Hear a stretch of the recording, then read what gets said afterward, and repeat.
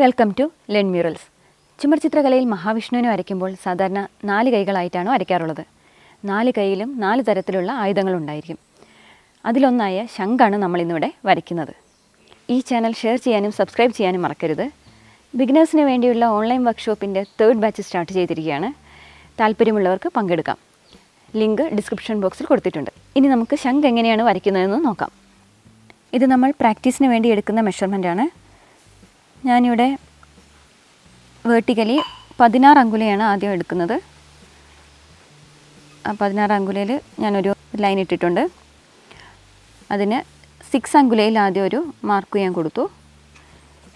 ഇനി നമുക്ക് ഹൊറിസോണ്ടലി ആയിട്ട് 10 അങ്കുലയാണ് ആവശ്യം.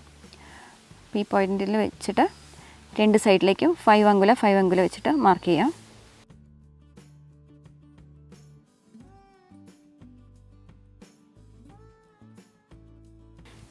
ഈ 2 ലൈനിനെയും ടച്ച് ചെയ്തുകൊണ്ട് നമുക്കൊരു സർക്കിളിൻ്റെ ഒരു പോർഷനായിട്ട് ഒരു ഭാഗം വരയ്ക്കാം. ഈ ഒരു ഷേപ്പിൽ വരയ്ക്കാം.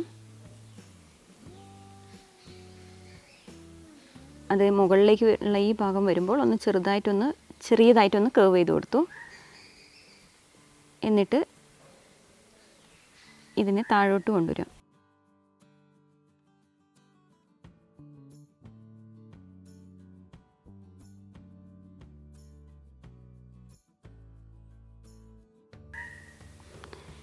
ഇങ്ങനെ ഉള്ളിലേക്ക് കർവ് ചെയ്ത് വെച്ചതിന് ശേഷം താഴേക്ക് ഈ ഒരു ലൈനെ കൊണ്ടുവന്ന് എത്തിക്കുക.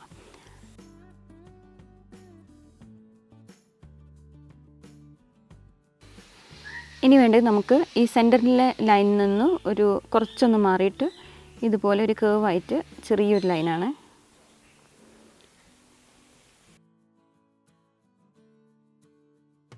ഇതിന് ശേഷം മുകൾ ഭാഗത്തായി ഇങ്ങനെ ചെറിയ 2 പോർഷൻസ് കൊടുക്കുക. ഏറ്റവും മുകളിലായിട്ട് ഈ ഒരു ഷേപ്പിലും. ഇനി ഇതൊന്ന് ഡാർക്കൻ ചെയ്ത് കാണിക്കാം.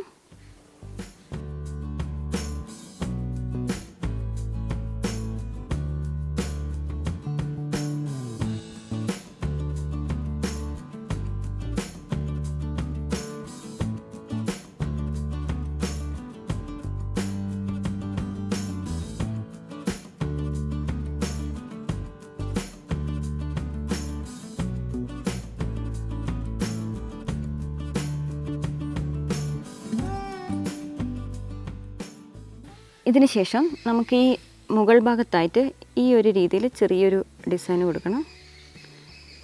ഇനി ഇതിൻ്റെ പുറകുവശത്തായിട്ട് വരുന്ന രീതിയിൽ 2 സൈഡിലായിട്ടും വരുന്ന രീതിയിലും ഇതുപോലെ വരയ്ക്കാം. ഇതേപോലെ ഇനി ഈ ഒരു ഏരിയയിലും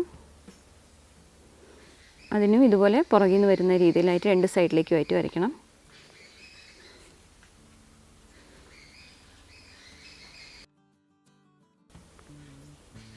പല രീതിയിൽ ശംഖ് വരയ്ക്കാറുണ്ട്. അതിലൊരു ടൈപ്പാണ് ഞാനിവിടെ കാണിക്കുന്നത്.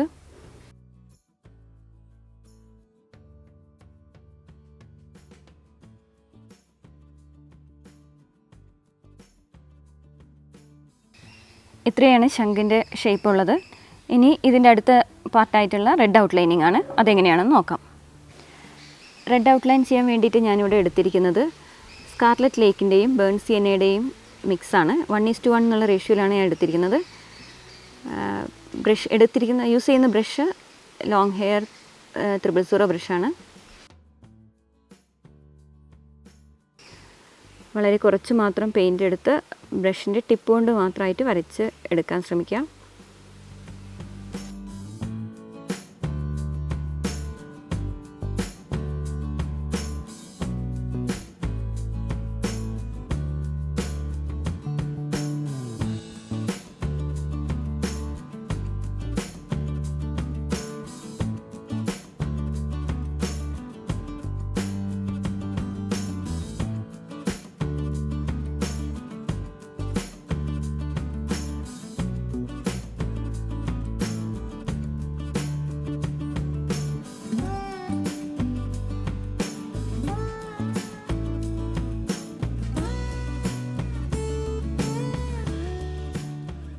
റെഡ് ഔട്ട്ലൈൻ കംപ്ലീറ്റ് ആയിട്ടുണ്ട്. ഇനി ഈ പെൻസിൽ ലൈൻ നന്നായിട്ട് ഉണങ്ങിയതിന് ശേഷം ഈ പെൻസിൽ ലൈൻ ഒന്ന് നമുക്ക് റബ്ബ് ചെയ്ത് മാറ്റാം. ഇതിന് ശേഷം നമുക്ക് യെല്ലോ വാഷാണ് ചെയ്യാനുള്ളത്. യെല്ലോ വാഷിന് വേണ്ടിയിട്ട് ഞാനിവിടെ ഓക്കർ യെല്ലോയാണ് എടുത്തിരിക്കുന്നത്.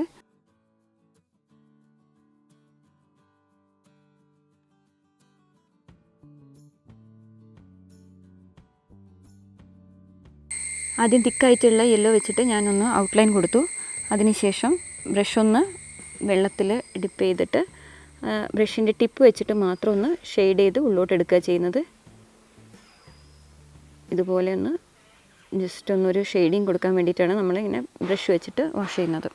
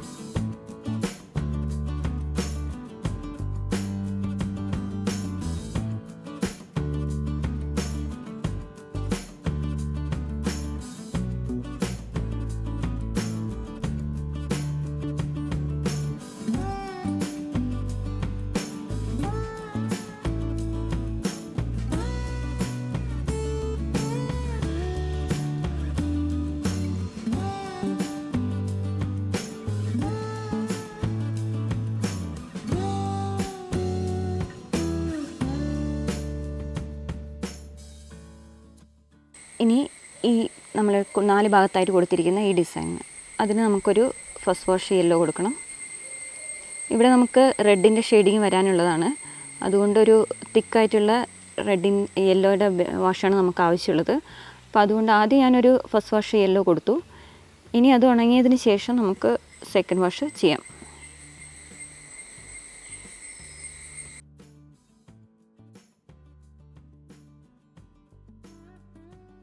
നമ്മളിവിടെ വരച്ചിരുന്ന സെൻറ്റർ ലൈനിൽ നിന്ന് കുറച്ച് മാറി വരച്ചിരുന്ന ലൈനിൻ്റെ അടുത്തുകൂടിയായിട്ട് വേറൊരു ലൈനും കൂടെ വരയ്ക്കുകയാണ്.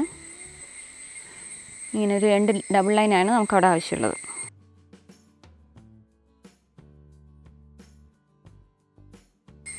ഫസ്റ്റ് വാഷ് ഉണങ്ങിയതിന് ശേഷം ഞാൻ സെക്കൻഡ് വാഷ് ഇവിടെ കൊടുക്കുന്നു.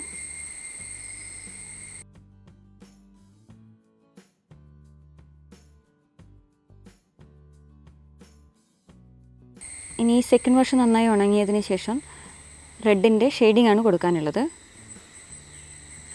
ഇനി നമുക്ക് റെഡ് കൊണ്ടുള്ള ഷെയ്ഡിംഗ് ആണ് വേണ്ടത്.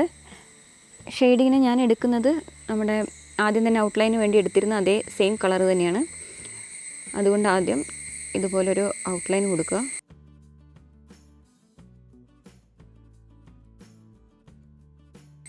അതിനുശേഷം ബ്രഷിൻ്റെ ടിപ്പ് വന്ന് വെള്ളത്തിൽ ഡിപ്പ് ചെയ്തതിന് ശേഷം ഒന്ന് സൈഡെല്ലാം അരികെല്ലാം ഒന്ന് വാഷ് ചെയ്ത് കൊടുക്കുന്നു.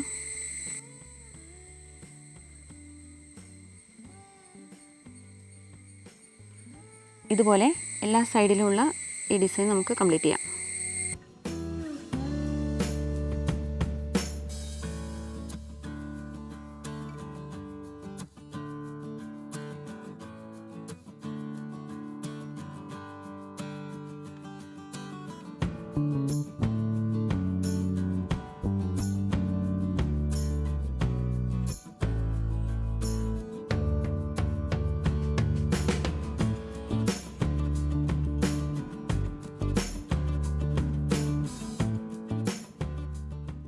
റെഡിൻ്റെ ഷെയ്ഡിങ് നമ്മുടെ കംപ്ലീറ്റ് ആയിട്ടുണ്ട്.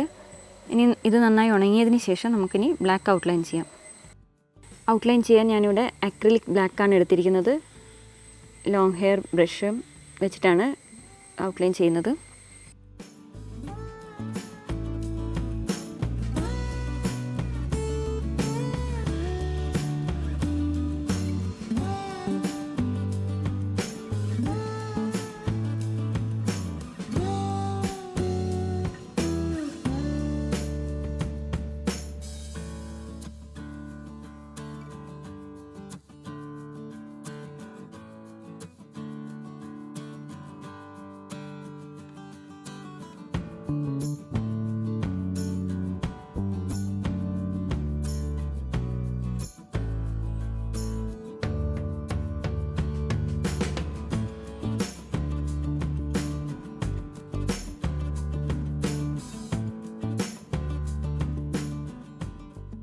ബ്ലാക്ക് ഔട്ട്ലൈൻ കംപ്ലീറ്റ് ചെയ്തിട്ടുണ്ട്.